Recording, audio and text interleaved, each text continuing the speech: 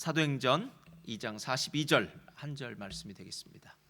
사도행전 2장 42절 우리 한 절 말씀이 되겠습니다. 사도행전 2장 42절 우리 한 절 말씀 우리 다 같이 한 목소리로 봉독하겠습니다. 사도행전 2장 42절 한 절입니다. 시작. 그들이 사도의 가르침을 받아 서로 교제하고 떡을 떼며 오로지 기도하기를 힘쓰니라. 아멘. 오늘 말씀의 제목은요, 행복한 교회생활 시리즈입니다. 행복한 교회생활 시리즈 첫 번째 유저 인스트럭션, 사용자 지침서란 제목을 가지고 함께 은혜를 나누길 원합니다. 또 마스크를 썼기 때문에 이렇게 얼굴이 잘 드러나지는 않겠지만요, 그래도 눈으로 가장 사랑스러운 얼굴로 옆에 분들과 잠시 한번 인사 나누겠습니다. 주님의 이름으로 축복합니다. 주님의 이름으로 사랑합니다. 감사합니다. 여러분들은 제 얼굴을 화면을 통해서 보는데 저는 여러분들을 보면은 본 지가 너무 오래된 것 같다 하는 생각이 이렇게 들더라고요. 이렇게 또 함께 만나서 너무 감사하고요. 팬데믹이 우리의 삶에 너무 많은 것들을 이렇게 바꾸어 놓고 있습니다. 그렇지만 우리의 믿음은 어떠한 상황 속에서도 변치 않는 하나님 앞에서 올곧은 믿음이 될 줄 믿습니다. 저는 오늘 여러분들과 4주 동안 아마 연속할 것 같은데요, 행복한 교회생활 시리즈로 사도행전 2장 42절의 말씀을 가지고 함께 은혜를 나누기를 원합니다. 행복한 교회생활, 정말 우리가 알고 있다고는 하지만 진짜 행복한 교회생활을 했으면 좋겠다 하는 생각이 들어서요, 함께 4주 동안 함께 은혜를 나누기를 원합니다. 행복 시크릿이라는 책에는 행복을 주는 천사의 이야기가 나옵니다. 생전에 다른 사람을 열심히 돕던 선량한 사람이 죽어서 천사가 되어서 다시 인간 세계에 내려와 사람을 돕는다는 이야기입니다. 어느 날 그 천사가 내려와서 매우 괴로워하는 농부를 만납니다. 농부가 말합니다. 우리 집에 물소가 방금 죽었어요. 그 소가 없이는 논을 갈 수 없습니다. 이제 저는 앞으로 어떻게 농사를 짓죠? 그 사정을 들은 천사는 그에게 건강한 물소 한 마리를 줍니다. 그때 농부는 행복함에 기뻐합니다. 이번에는 매우 슬픈 남자를 한 사람을 만납니다. 저는 지금 사기를 당해서 돈을 다 잃어버렸습니다. 집에 돌아갈 돈도 없습니다. 그러다 천사는 그에게 돈을 주었습니다. 그도 행복한 미소를 짓고 자기 집으로 돌아갔습니다. 그러다가 이 천사가 조금 지나가는데 이번에는 시인과 마주칩니다. 시인은 젊고 잘생겼으며 돈도 많은 부자였습니다. 게다가 그의 아내도 아름답고 온화한 성품의 여인이었습니다. 그런데 이상하게 시인은 웃지 않습니다.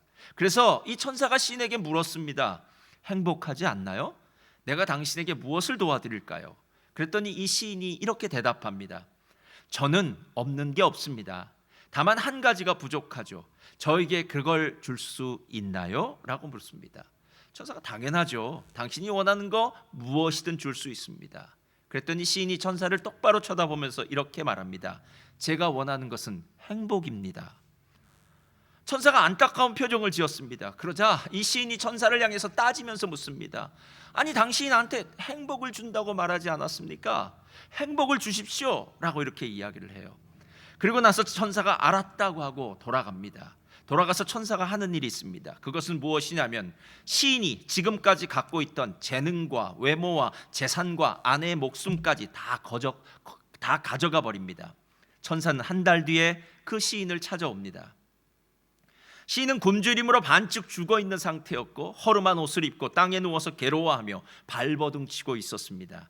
천사는 시인에게서 빼앗아갔던 걸 이제 모두 되돌려줍니다. 시인은 아내를 껴안으면서 행복에 겨워 천사에게 감사를 표합니다. 여러분, 행복이란 단어를 이야기하면 우리는 꼭 마치 파랑새처럼 생각합니다. 어딘가 있을 것 같은 것, 그리고 내가 무엇인가를 소유한다면 그럼 난 정말 행복할 수 있을 것 같은 것. 그것이 우리 젊은 사람이라면 자기가 원하는 직장도 될 수 있고 원하는 배우자가 될 수도 있고, 또 나이가 든 사람이라면 원하는 어떤 자리, 아니면 원하는 만큼의 어떤 돈, 원하는 무엇인가가 내게 주어진다면 우리는 행복할 수 있을 거라고 생각합니다. 그러나 절대로 행복은 그렇게 먼 곳에 있지 않습니다. 행복은 가까운 데 있고요, 행복은 이미 내가 갖고 있는 것 중에 있더라라는 것입니다. 문제는 진짜 행복한 사람은 자기가 무엇을 갖고 있는지를 아는 사람이고, 그리고 자기가 갖고 있는 것에 감사할 수 있는 사람이 행복한 사람이더라라는 것입니다. 우리가 읽은 사도행전 2장 42절은 여러분 너무나 잘 아는 말씀입니다. 어쩌면 교회의 행복한 교회 생활의 네 가지 기둥이라고 이야기할 수 있는 네 가지 특별한 요소를 여기서 이야기하고 있습니다. 그들이 사도의 가르침을 받아 서로 교제하고 떡을 떼며 오로지 기도하기를 힘쓰니라. 사도의 가르침을 받고 서로 교제하고 떡을 떼고 그리고 함께 합심으로 기도하는 것, 어쩌면 저와 여러분이 교회 생활을 하면서 매번 하는 거 아닙니까? 교회에 나와서 하나님의 말씀을 듣습니다. 교회에 나와서 함께 교제를 나눕니다. 특별히 우리 교회는 셀 모임으로 점심때가 되면 함께 얼마나 행복한 시간을 가졌습니까?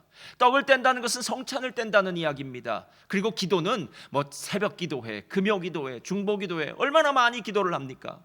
분명히 있어야 될 네 가지 요소는 우리들에게 다 있는데 과연 누군가가 우리에게 당신의 교회 생활 행복합니까? 라고 묻는다면 여러분 뭐라고 대답하시겠습니까? 정말 행복하십니까? 막 행복에 겨워서 다른 어떤 것과도 비교할 수 없는 이 교회 생활의 행복을 여러분 누리고 살고 계십니까? 만약에 그렇지 않다면 그렇게 사신다면 오케이, 할렐루야. 예. 만약 그렇지 않다면 오늘 다시 한번 우리가 가지고 있는 걸 살펴보자는 거예요. 사도의 가르침, 그리고 서로 교제를 나누며 떡을 떼며 그리고 기도하는 것의 의미가 무엇인지, 어쩌면 이 네 가지의 의미를 제대로 알기만 한다면 우리는 행복한 교회 생활이 무엇인지를 알 것이고요, 또 행복한 교회 생활을 살게 되는 줄 믿습니다. 그 첫 번째가 바로 사도들의 가르침인데요, 저는 이것을 유저 인스트럭션, 유저 매뉴얼이라고 이렇게 얘기했습니다. 새 차를 사면은요 이만큼 유저 매뉴얼이 있더라고요. 이 차에 대한 매뉴얼이 있더라고요. 그래서 무슨 고장이 나거나 어떤 것들을 고치거나 부품을 바꾸거나 할 때 보면은 그 매뉴얼을 보면은 몇 페이지에 이렇게 다 나와 있더라는 거예요. 마치 사도들의 가르침은 오늘 신앙생활을 시작하는 모든 사람들, 교회에서 행복한 교회 생활을 하기 원하는 사람들에게 필요한 모든 것들을 가르쳐주는 유저 인스트럭션과 똑같다라는 것입니다. 그래서 제가 오늘 만약에 사도의 가르침이 유저 인스트럭션이라면 이것이 우리들에게 두 가지를 가르쳐 줄 거라는 생각이 들었어요. 첫째로 다 같이 읽겠습니다. 시작. 사도들의 가르침은 예수가 누구인지를 알려줍니다. 자, 예수가 누구인지를 알려줘요. 오늘 오순절날에 성령 받고 예수의 증인된 사도들이 나가서 복음을 전도했더니, 특별히 베드로가 설교를 했더니 하루에 3,000명, 5,000명이 예수를 믿기로 작정하고 구원을 받고 그리고 교회 성도들이 되었습니다. 여러분, 실제로 오늘 이 사도행전 2장에 예수를 믿고 구원받은 사람들은 다 초신자들입니다. 근데 놀라운 사실은 무엇이냐면요, 이 사람들이 이제 자신들이 십자가에 달려 죽은 그 예수님이 자기와 상관없는 사람이라고 생각했었는데 그게 아니었다라는 사실을 알았어요. 저 예수님이 십자가에 죽으신 것은 나의 죄를 위해 죽으신 거구나, 나 때문에 죽으신 것이구나. 그래서 그 예수님을 생각하면서 죄를 회개하고 예수님을 나의 구주로 영접했다라는 겁니다. 그러니까 지금 오늘 이 말씀을 듣고 있는 사람들은 자기의 죄를 예수님의 십자가의 은혜로 회개하고 그리고 예수님을 나의 구주로 영접한 사람입니다. 여러분, 우리가 보통 신앙생활을 이 부분으로 이야기하지 않습니까? 내가 예수님을 믿습니다 라고 얘기하는 것은 내 죄가 예수님의 십자가 보혈로 깨끗하게 씻어졌습니다, 나는 이제 예수님이 나의 구세주입니다, 나의 구원자입니다, 이런 고백을 하면서 신앙생활을 합니다. 그렇다면 이런 이야기, 지금 제가 말하고 있는 이야기가 신앙생활의 전부일까요? 전 그렇게 생각하지 않습니다. 젊은 청춘 남녀가 서로를 만나게 됩니다. 그러면 서로를 알아가기 시작합니다. 그리고 서로를 사랑합니다. 그렇게 돼서 그 사랑의 종착역, 불시착이 아니라 사랑의 종착역이 무엇이냐면 결혼입니다. 그렇죠? 그러니까 내가 이 사람을 만나서 알고 이 사람을 사랑하기 때문에 이제 함께 살겠다라고 결혼식을 올립니다. 그런데 여러분, 그거 아세요? 결혼식을 올리고 나면 더 힘든 일들이 이 두 사람을 기다리고 있습니다. 그것은 무엇이냐면 내가 지금까지 알지 못하던 그 사람의 성격, 그 사람의 습관, 그 사람의 행동을 알게 됩니다. 그래서 실제로 결혼하기 전에 알던 그 사람보다 결혼하고 난 다음에 내가 그 사람을 알게 되는 것은요 훨씬 더 많고요, 훨씬 더 깊어집니다.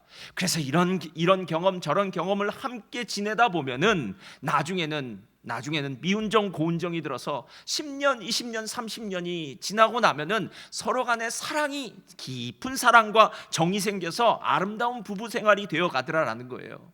여러분, 청춘 남녀가 만나서 서로 알고 결혼하는 것이 종착역이 아니라 그 결혼이 그 두 사람의 사랑의 시작이듯이 우리가 예수 그리스도로 말미암아 내 죄가 사함을 받고 예수님을 나의 구원자로 믿었다고 해서 우리의 신앙의 종착역에 도달하는 것이 아니라는 거예요.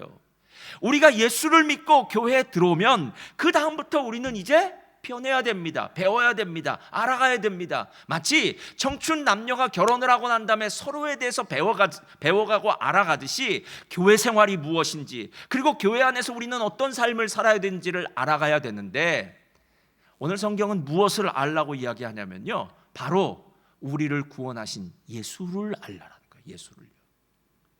여러분, 신약 성경의 앞에 네 권은 마태, 마가, 누가, 요한이에요. 이 네 권을 일컬어 우리가 복음서라고 이야기합니다. 여러분, 복음서가 신약의 제일 앞장에 있는데 한 권도 아니고 네 권씩이나 있어요.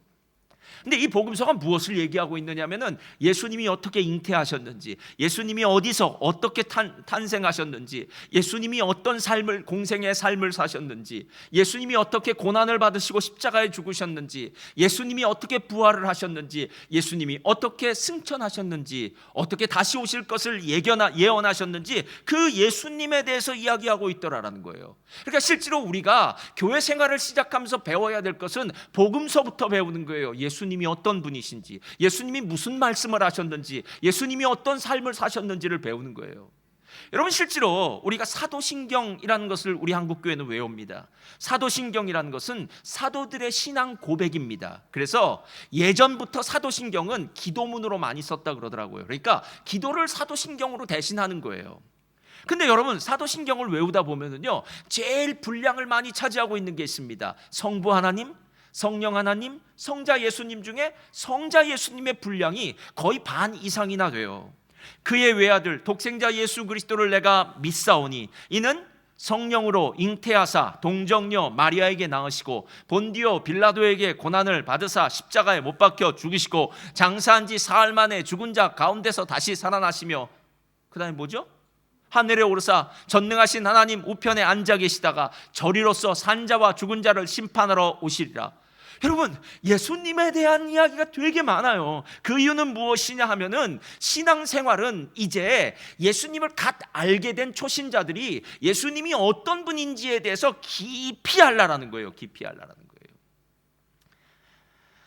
여러분, 실제로 잘 안다는 것은요, 지식적으로 앵무새처럼 알라는 것이 아닙니다. 예수님과 인격적인 관계를 갖는 거죠. 저 사람이 어떤 사람인지, 저 사람의 이름이 무엇인지, 저 사람이 무슨 일을 했는지 알 수 있습니다. 그러나 그것에서 만족하지 말라는 거죠. 저 사람이 어떤 일을 했다면 과연 그 어떤 일이 내 삶 가운데는 어떤 유익이 있겠는가. 예수님이 병자를 고치시고 귀신 들린 자를, 귀신을 물리치시고 그리고 가난한 자들에게 복음을 주시고 능력을 주셨다면 지금 21세기를 살고 있는 저와 여러분에게 진짜 예수님이 그런 분이십니까? 예수님이 진짜 여러분 삶 가운데 능력을 주시는 구원자가 되십니까? 여러분, 이 질문에 우리가 아멘 하고 대답할 수 있는 능력이 있어야 되는 거 아닙니까? 실제로 오늘 사도들이라고 불리우는 예수님의 12 제자들을 보면은요, 이 사실을 더 잘 알 수 있습니다. 마태복음 28장은 예수님이 승천하시기 전에 제자들을 향해서 이렇게 얘기를 해요. 그러므로 너희는 가서 모든 족속을 제자로 삼아 아버지와 아들과 성령의 이름으로 세례를 베풀고 내가 너희에게 분부한 모든 것을 가르쳐 지키게 하라. 볼지어다 내가 세상 끝날까지 너희와 항상 함께 있으리라. 자, 예수님이 3년 반의 공생애를 마치는 그 순간에 제자들에게 부탁하는 것이 무엇이냐면, 야, 나가서 너는 아버지와 아들과 성령의 이름으로 세례를 베풀고 내가 너희에게 분부한 모든 거 가르쳐 사람들로 가르쳐 지키게 해라 라고 이렇게 얘기를 해요. 여러분, 이상한 것은요, 예수님을 처음 만났을 때부터 제자들은 예수님이 어떤 분인지 알고 있었습니다. 여러분 나다나엘 기억하십니까? 예수님을 요한복음 1장에 보면 나다나엘이 처음 만났을 때 그때 빌립이 예수님을 소개했을 때는요, 야 나사렛에서 무슨 선한 것이 나와, 이렇게 빈정대던 나다나엘이 무화과 나무 아래 있었던 것을 예수님이 보았다라고 이렇게 말씀하시자, 와 이스라엘의 임금이시오, 우리를 구원하실 메시아라고 이야기할 정도로 나다나엘은 예수님이 처음부터 어떤 분인지를 알고 있었습니다. 베드로가 밤이 맞도록 그물을 던졌는데 물고기를 한 마리도 못 잡았어요. 근데 그 다음날 새벽에 예수님이 자기의 배에 타셔서 말씀을 증거하시고 난 다음에 베드로를 향해서 이렇게 얘기합니다. 자, 깊은 데 가서 그물을 던져라. 주님, 제가 밤이 맞도록 그물을 던졌지만 물고기 한 마리도 못 잡았어요. 그러나 내가 내 생각, 내 경험 의지하지 않고 당신의 말씀에 의지해서 그물을 내리리이다. 그렇게 그물을 내렸더니 물고기가 엄청나게 많이 잡혔더라. 할렐루야. 우리가 좋아하는 얘기 아닙니까 이게? 그때 베드로가 뭐라고 한 줄 아십니까? 주님, 저는 죄인입니다. 저를 떠나소서. 여기서 주여라는 말이 아도나이라는 말이에요. 구약에는 여호와 하나님을 쓸 때 썼던 말이에요. 당신은 내가 보니까 이 세상 인간이 아닙니다. 우리를 구원하시기 위해서 이 땅에 오신 메시아 하나님이십니다 라고 고백합니다. 가이사랴 빌립보 지방에서 베드로가 유명한 고백을 하지 않습니까? 우리 한번 다 같이 해볼까요? 주는 그리스도시요 살아계신 하나님의 아들이십니다. 여러분, 베드로는 이미 예수님이 어떤 분인지 잘 알고 있었어요. 그런데 왜 오늘 3년 반이라는 시간이 다 흐르고 난 다음에 주님께서 야, 내가 너에게 가르쳐 분부한 모든 것을 지키게 하라 라고 이야기할까요? 거기에는 예수님의 공생의 사역 중에 가장 하이라이트인 어떤 사건이 빠졌기 때문에 그래요. 그것이 뭐냐면 예수님의 십자가의 죽으심과 부활하심이에요. 그러니까 십자가의 죽으심과 부활하심을 잘 이해 못하면은 아무리 많은 지식을 갖고 있다고 해도 그 지식은 한낱 머릿속에 있는, 그러니까 사람을 변화시킬 수 없는 이론적인 지식이 될 수밖에 없더라라는 거예요. 사도들의 가르침은 바로 예수님의 십자가의 죽으심과 부활하심의 능력을 덧입고 난 다음에 심지어는 예수님의 십자가의 죽으심과 부활하심을 우리의 생각으로는 잘 이해할 수 없기에 성령께서 우리 안에 들어오셔서 그 성령의 능력으로 우리에게 이 놀라운 지식을 깨닫게 하시고 체험하게 하시고 능력을 받게 하셔서 그 다음에 사람들에게 증거하고 전할 수 있는 그런 위치에 서게 되더라라는 것입니다. 여러분, 정말 예수님에 대해서 알고 계십니까? 제가 정말 답답한 건요, 정말 신앙생활을 오래 했다면 한 만큼 달라져야 되지 않겠습니까? 왜 우리가 우리의 자녀들을 학교에 보내고 나면은요 1년이 지날 때마다 1학년, 2학년, 3학년, 6년이 지나고 나서 7년이 지나면 중학생, 그리고 5년이 지나고 나면 대학생, 대학생이 지나고 나면 직장, 아니면 대학원에 가는 걸 당연하다고 생각하는데 어떻게 예수님을 믿고 난 다음에 우리의 신앙은 그렇게 자라나질 않을까요? 왜 매일 그 자리일까요? 제가 이유를 보니까 오늘 사도의 가르침을 안 받아서 아닙니까? 사도의 가르침이 무엇인지 아는 것과 사도의 가르침이 얼마나 중요하고 또 반드시 이게 나한테 필요하다는 것을 정말 내가 갈망하는 것과는 틀리다라는 거예요. 제가 살다 보니까요, 자식은 부모를 따라가기에는 맨발 벗고 신발 벗고 발 벗고 쫓아가도 부모를 따라갈 수가 없어요. 부모는 자식이 무언가 필요하다고 하면 아무런 조건 없이 자녀에게 다 줄 수 있습니다. 심지어 자기가 먹던 입에 있던 것까지도 빼서 자녀에게 줄 수 있고요, 자기는 못 누려도 자녀에게는 모든 것을 다 줄 수 있을 정도로 부모의 사랑은, 부모의 그 마음은 자녀와는 비교될 수가 없어요. 그런데 여러분, 그 자녀가 언제 부모의 마음을 알게 되냐면, 여러분 너무 잘 아실 거예요. 그 자녀가 이제 나이가 들어서 자신이 결혼을 해서 자신의 자식을 낳아보면 알아요. 그래서 자기가 자기 자녀를 어떻게 사랑하는지를 보게 되면 우리 부모님도 나를 이렇게 사랑했겠구나라는 생각이 들어서 드디어 부모님에 대한 철이 들고, 아, 부모님의 은혜, 부모님의 사랑이 이렇게 감사하구나 라고 생각할 수 있다는 거예요. 여러분, 30살을 살아도 40살을 살아도 아직 결혼을 하지 않고 또 자녀를 두지 않고 자녀를 향한 내 마음이 어떤지를 이해하지 못하면요 절대로 부모의 마음을 알 수가 없습니다. 그러니까 30년을 내 부모로 그분을 모시고 있다고 하더라도 나는 부모를 모르기는 마찬가지라는 거예요. 여러분, 처음 교회에 누군가를 따라서 나왔을 때 우리는 모두 예수님의 십자가의 은혜와 사랑으로 구원받았다고 이야기합니다. 어떤 면에서는요, 저와 여러분은 처음에 은혜 받고 구원의 감사와 감격의 눈물을 흘리신 분도 여기 많을 거예요. 그러면서 이렇게 얘기했습니다. 난 예수 믿는 게 너무 감사해, 할렐루야 기뻐 라고 얘기할 수 있어요. 근데 여러분, 그렇게 회심할 때, 회개할 때 늘렸던 그 눈물이 전부는 아니라는 거예요, 여러분. 예. 그것이 나쁘다는 것도 아니고 그것이 필요 없다는 게 아니라 그 회심의 눈물을 흘린 사람이 시간이 지나면서는 하나님에 대해서 또 애틋한 마음을 가져야 되고 그 깊은 사랑과 은혜 때문에 이 가슴이 좀 절절해야 되는데 왜 그게 없느냐라는 거예요, 여러분. 지난주에 어느 분이 저에게 중간에 뜬금없이 메시지를 하나 보냈어요. 근데 메시지에 이렇게 썼어요. 안녕하세요 목사님, 코로나로 인해 지구촌 모두가 힘든 시간을 보내고 있는 것 같습니다. 이분이 이렇게 얘기했어요. 부끄럽게도 너무나 부족한 모습으로 신앙생활하고 있는 저희 가정에 하나님께서 많은 복을 주셔서 늘 감사하고 죄송한 마음입니다. 이렇게 썼어요. 저는 늘 감사하고 죄송한 마음이라는 게 무슨 뜻인지 알 것 같아요. 감사는 우리가 많이 해요. 하나님 감사합니다. 근데 죄송하다는 말은 조금 뉘앙스가 틀려요. 이건 뭐냐 하면 나 같은 사람은 진짜 하나님 이런 복을 받을 만한 사람이 아닌데, 하나님이 정말 하나님 미안합니다. 하나님 정말 제가 하나님께 한 건 너무 없는데 하나님께 저를 이렇게 복 주셔서 감사해요. 그래서 막 죄송한 느낌이 든다는 거예요. 죄송한 느낌. 여러분, 예수님을 향해서 죄송한 느낌 드십니까? 예? 여러분의 마음은 왔다 갔다, 어떨 때는 뭐 하나님을 좋아한다고 따라봤지만 또 어떨 때는 팽 하고 또 토라져서 또 시험 들었다고 생각하면서 또 빨리 가든지, 여러분 이러면서 정말 예수님이 여러분에게 보여주신 그 사랑과는 상관없이 여러분의 삶은 예수님을 향해서 이랬다 저랬다 조변석기 하는 그런 마음, 변덕자기 같은 마음, 그런 마음 갖고 계시지 않습니까? 그렇다면 하나님을 모르는 거죠. 바울이 우리 신앙인의 삶 분명한 목적과 목표에 대해서 에베소서에 이렇게 얘기해요. 한번 에베소 4장 13절 우리 한번 다 같이 읽어볼까요? 시작.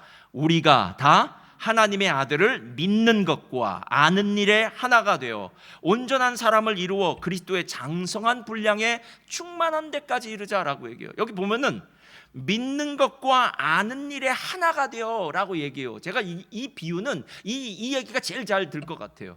우리 어린 자녀들이 이제 청소년기를 맞이하면은요, 몸은 갑자기 막 하루가 다르게 막 확 자라나요. 그래서 갑자기 어린아이 같은 아이가 이제 커서 몸만 보면은 완전히 어른 같은 아이가 돼버려요. 어른 같아요.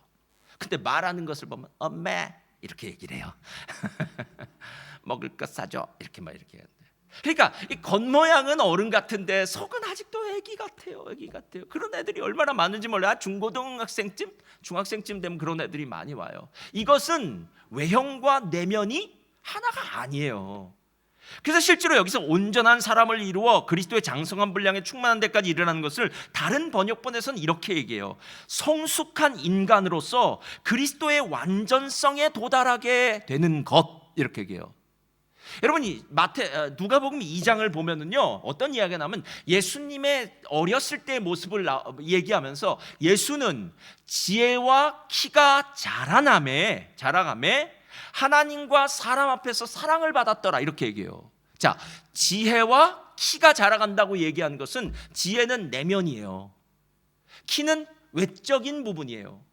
그러니까 어떤 사람의 신앙이 연수만큼 그 사람의 인격적인 행동도 있어야 되고 그 안에 인격적으로 또 내포된 그 마음도 있어야 된다라는 거예요. 그러니까 인격적으로 성숙한 사람이 되는 것, 이게 예수를 진짜 아는 사람이라는 거예요.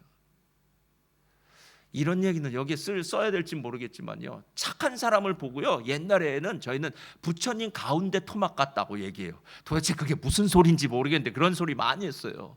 근데 우린 그런 소리를 들어야 되는 사람이 아니라, 내가 널 보니까 예수님 같다, 내가 널 보니까 예수 믿는 사람 같아 라는 말이 들려야 되는 거예요. 예수가 나야 된다는 거예요. 그게 예수님을 아는 사람이라는 거예요. 아는 것, 믿는 것과 아는 일이 하나가 되어 온전한 사람을 이루어 그리스도의 장성한 분량에 이르라는 것. 그러니까 우리의 수준이 예수님까지 도달하는 것, 이건 예수님을 깊이 할 때만 가능해진다는 거예요. 이걸 신앙생활 가운데 배우는 거예요, 여러분.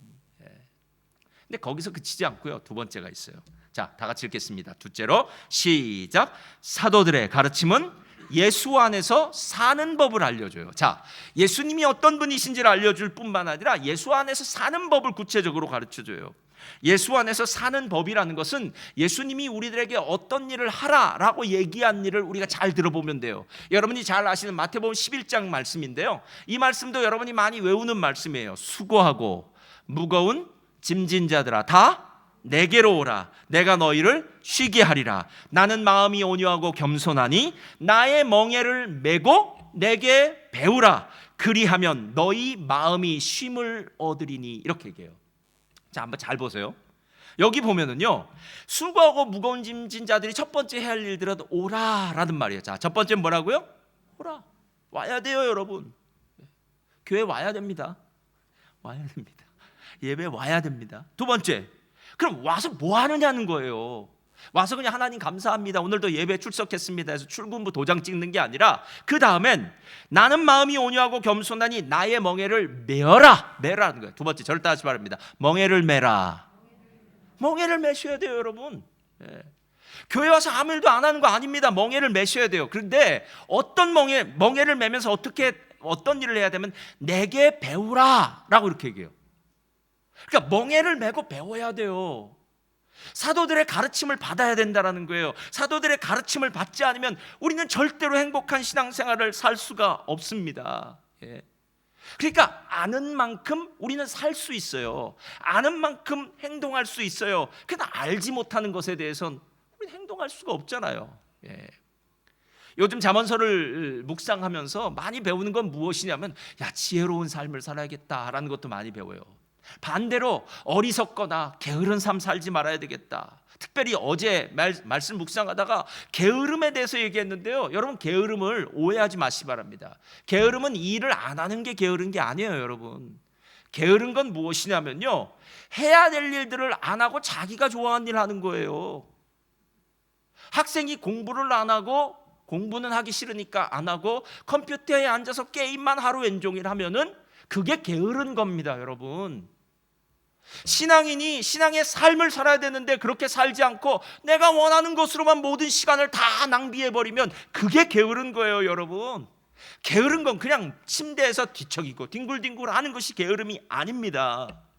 마태복음 4장을 보면 예수님의 공생의 기간 동안 예수님이 하신 세 가지 일이 나와요. 그 중에 그 세 가지를 마태복음 4장이 이렇게 얘기합니다. 예수께서 온 갈릴리에 두루 다니사 그들의 회당에서 가르치시며 천국법을 전파하시며 백성 중에 모든 병과 모든 악한 것을 고치시니. 예수님의 세 가지 사역은 첫 번째, 티칭 사역이에요. 말씀을 가르치셨답니다, 가는 곳마다. 두 번째, 프로클레이밍. 예수님은 가는 곳마다 복음을 전파하셨대요. 전도하셨답니다. 세 번째, 예수님은 가는 곳마다 병든 자, 약한 자를 힐링, 고치셨다고 얘기를 해요. 근데 이 세 가지 사역이 얼마나 디맨드가 많은 사역인지 예수님이 이 사역을 하다가 밥 먹을 겨를도 없었답니다. 사람들이 하도 몰려와서 잠잘 겨를도 없었답니다. 그래서 어떤 때는 일부러 제자들과 함께 한적한 곳에 피해 가세요. 예수님은 공생의 3년 반 동안 제대로 쉬지도 못하시고 제대로 삶도 살지 못했습니다. 몸은 얼마나 피곤했는지 몰라요. 근데 더 놀라운 사실이 있어요. 오늘 우리가 사도들의 가르침이라고 얘기하잖아요. 어찌된 일인지 사도들은 예수님과 똑같이 살았어요.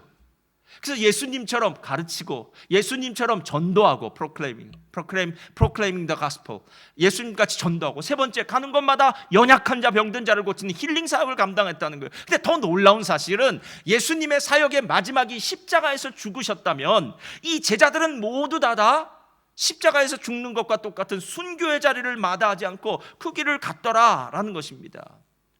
가끔 우리가 이런 얘기를 할 때가 있어요. 어떤 때는 몸이 좀 편한데 이렇게 마음이 좀 불안하지? 할 때가 있어요. 반대로 몸은 너무 힘들고 힘든데 마음은 정말 편할 때가 있어요. 하루에 종일 주일날 일하다가 보면은 주일날 교회 와서 이 일 저 일 하다 보면 몸은 너무나 피곤해요. 근데 이상하죠? 그날 집에 돌아가는 그 차 안에서는 몸은 피곤한데 내 내면에서는 왠지 모를 영적 기쁨이 솟아나는 거예요. 그래, 맞아. 내가 이것 때문에 사는 거지. 내가 하나님을 믿는 것이 바로 이런 거지. 하나님이 내 삶 가운데 주시는 은혜가 있지라고 생각하면서 집을 돌아갈 때가 있다라는 거예요. 요즘 우리가 온라인 예배를 드리고 이렇게 팬데믹 가운데서 막 복잡한 상황이 되었어요. 우리 아프신 분들은 절대 교회 나오지 마시고 집에서 쉬시기를 부탁드립니다. 여러분, 여러 모양으로 우리가 지금 상황이 어떻게 되는지 아주 한치 앞을 내다볼 수가 없어요. 이제 뭐 인도 변이 바이러스가 뭐 더 기승을 펴고 더 영향력이 있다고 얘기하더라고요. 도대체 앞이 어떻게 될지 아무도 몰라요, 여러분. 그런데 이거 하나는 확실해요. 우리가 예전에는 몰랐는데 교회에 나와서 예배 드리는 게 이렇게 많은 시간을 잡아먹는지 이제야 알았어요. 특별히 여자분들이요. 예전에는 주일만 되면 그냥 교회 오는 것인 줄 알았어요. 왜? 다른 옵션이 없었으니까. 근데 이제 생각해보니까 그래요. 교회 오려면 특별히 뭐 11시 예배 오는 분은 좀 덜하지만 아침 9시 예배 오는 분들은 아침 도대체 몇 시부터 일어나야 되는 거예요? 아침에 일어나서 뭐 샤워를 하고 또 화장을 하고 뭘 고치고, 그리고 밖에 안 나갈 때는 아무 옷이나 입어도 되는데 또 밖에 나가려고 하면 꼭 옷장문을 열어보면 옷이 없는 것처럼 느껴져요. 그래서 정말 이런 고민 저런 고민이 막 들어요.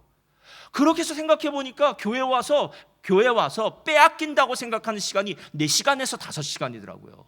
아니, 진짜 잘 생각해 보니까 앞뒤까지 다 생각해 보면 적어도 반나절은 교회에서 다 허비하는 것처럼 느껴져요. 여러분, 그렇지 않습니까? 만약에 여러분이 월요일부터 금요일까지 열심히 일하시는 분, 아니 어떤 분 토요일까지 일하시더라고요. 토요일까지 일하는 분이라면은요, 교회 주일날 하루 쉬는데 그 하루의 반나절 황금 같은 이 시간을 이 교회에서 예배 드리는 것 때문에 버린다고 생각하면은 너무 아깝게 생각될 수밖에 없어요. 이제 알 것 같아요. 아, 교회 나와서 예배 드리는 게 장난이 아니구나.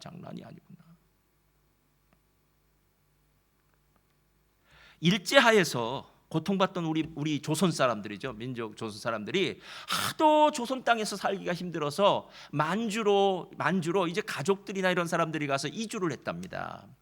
그래서 예수 믿는 사람들이죠. 친척들이 모여서 만주에 가서 중국 사람들에게 땅을 사고 거기에 마을을 만들면 그 마을의 이름을 예수마을이라고 이렇게 줬대요. 그래서 이런 마을 저런 마을, 저 동네는 저 마을은 예수쟁이들 사는 마을이야. 그래서 예수마을 이렇게 했어요. 그 중에 예수마을 중에 어떤 예수마을이 있냐면요, 구세동이라고 불리는 예수마을이 있어요. 구세동이란 구세주를 믿는 마을, 세상을 구하는 마을, 이런 식의 이름으로 함경북도 길주 출신의 이종식과 그의 가족 친족들이 만주로 건너가서 거기서 중국인에게 땅을 살고 예수마을을 만들었어요. 지금도 그곳에 가보면 예전 흔적이 있답니다. 왜냐하면 공동묘지에 가보면 그 공동묘지에는 십자가가 있는 공동묘지가 있대요. 그리고 그 동네에 들어가면은 십자가만 딱 붙이면은 교회로 쓸만한 집이 그 동네 이장이 사는 집이라고 그렇게 얘기하더라고요. 그런데 그 동네를 가서 이야기를 들어보면 이 구세동이라는 예수마을에 살던 사람들이 갖고 있던 법칙이 있었대요. 근데 제가 이 법칙을 보고 깜짝 놀랐어요. 첫째, 교인이 아닌 사람들은 우리 마을에 들어와 살지 못한다.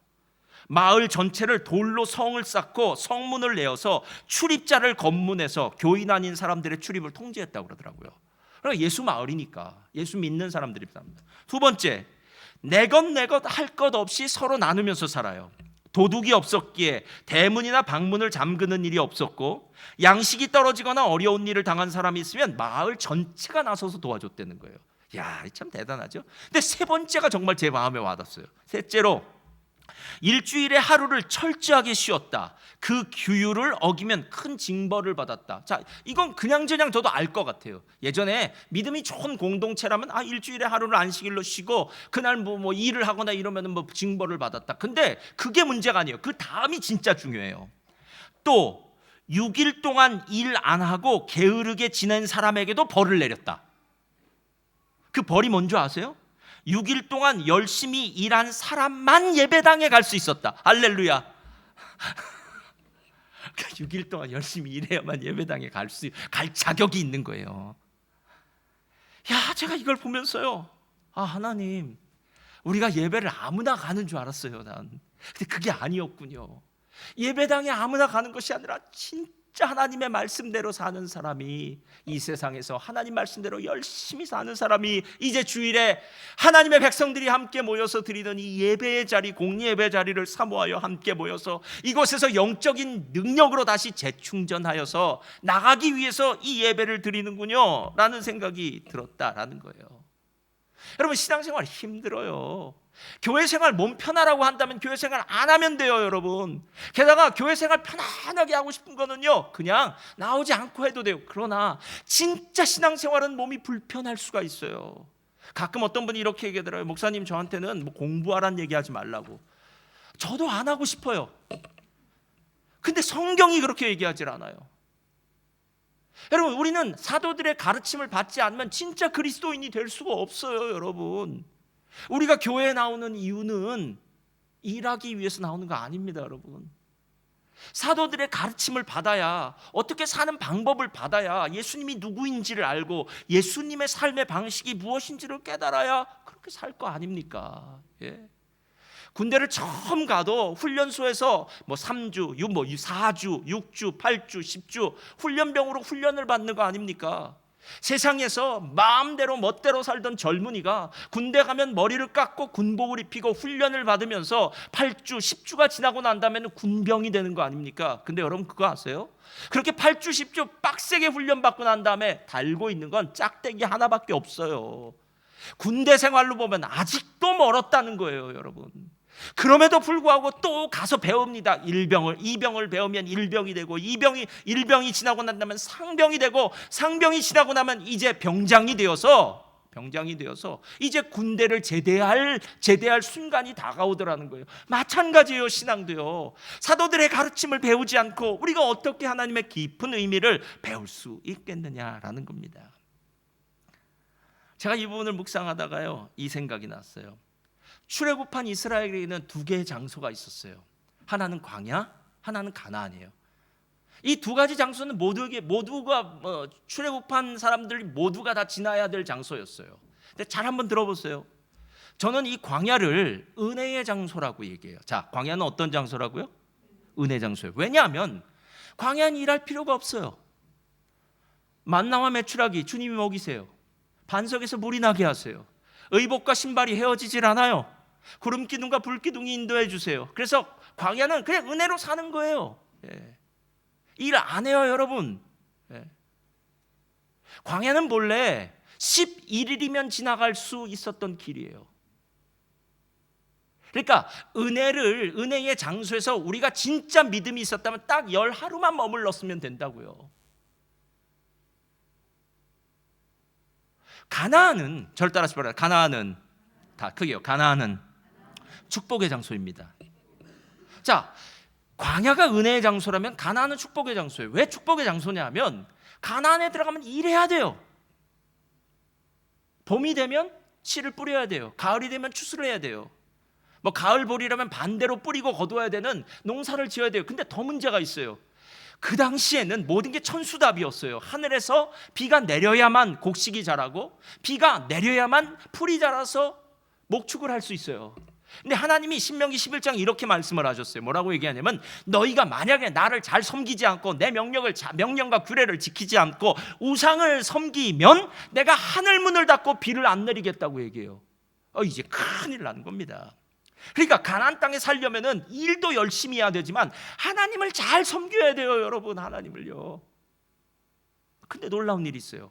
광야는 그냥 하나님이 주시는 그 만나와 메추라기 먹는 게 전부였어요. 싫건 좋건 상관없어요. 매일 아침이 되면은 그 똑같은 만나, 그리고 메추라기, 여러분 닭도 한 3일만 계속 드셔보십시오. 더 닭 냄새가 나서 더 이상 먹고 싶지도 않을 거예요. 메추라기 한 달 동안 한번 잡숴보시기 바랍니다. 와, 메추라기 먹기 싫겠죠. 그거 먹는 곳이 은혜의 장소라면 여기는요, 내가 추수해서 얻은 곡식을 먹고요, 내가 농사를 한 것뿐만 아니라 목축을 한 것, 그 땅에서 하나님이 주신 놀라운 축복을 누리는 곳이에요. 자, 여러분에게 묻겠습니다. 은혜의 장소에 계속 머물러 계시겠습니까? 아니면 이제 축복의 장소로 나아가시겠습니까? 저는 축복의 장소로 나아가고 싶어요. 좋은 부모의 자녀로 태어난 것은 큰 은혜입니다. 저는 예수 믿는 부모님을 둔 것은 은혜 중에 은혜라고 생각해요. 내가 원해서 된 거 아니잖아요, 여러분. 태어나 보니까 내 부모가 예수님을 믿는 사람이에요. 그리고 심지어는 내 이름을 그리스도식, 기독교식으로 줬어요. 야고보, 마태, 솔로몬, 다윗, 다니엘, 요한 이런 식으로요. 얼마나 감사합니까? 예? 하나님을 믿는 게 내 힘이 아니라 우리 부모님 잘 만나서 내가 하나님 믿게 된 건 너무나 큰 은혜예요. 너무나 큰 은혜예요.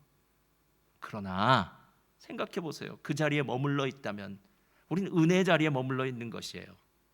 그 좋은 부모의 보살핌 안에서 훌륭한 자녀로 자라나는 것은 축복이에요. 결과는 이거가 돼야 되지 않겠냐는 거예요. 앞으로 더 힘들고 어려운 세상이 올 것 같아요. 신앙생활하기 훨씬 힘들어집니다. 제가 보니까 그래요. 왜냐하면 요즘은 재밌는 게 너무 많아요. 그래서 중고등부나 유년부도 마찬가지인데요. 교회 교육을 하기가 힘들답니다. 너무나 재밌는 게 많아서. 근데 애들 문제가 아니에요. 저는 어른이 더 힘들어요. 왜냐하면 세상이 돌아가는 게 너무 빨라요. 그리고 세상의 생각들은요, 우리를 정신없이 흘러가게 해요. 뭘 하는지도 모르겠어요. 이렇게 30대가 지나고, 이렇게 40대가 지나고, 이렇게 50대가 지나고, 내가 뭐하다 30대를 보냈지? 뭐하다 40대를 보냈지? 뭐하다 벌써 이렇게 내 나이가 된 거야? 나도 모르게 시간이 휙 지나가 버려요. 그리고 나서 뒤를 돌아보면 한 건 아무것도 없어요, 여러분. 제가 지난주에 성경을 묵상하다가요, 하나님 앞에 제 소망을 가졌어요. 그리고 그 소망을 갖고 난 다음에 제가 너무 행복하더라고요. 그게 무엇이냐면 이거예요. 제가 제 자신을 바라보면 소망이 없더라고요.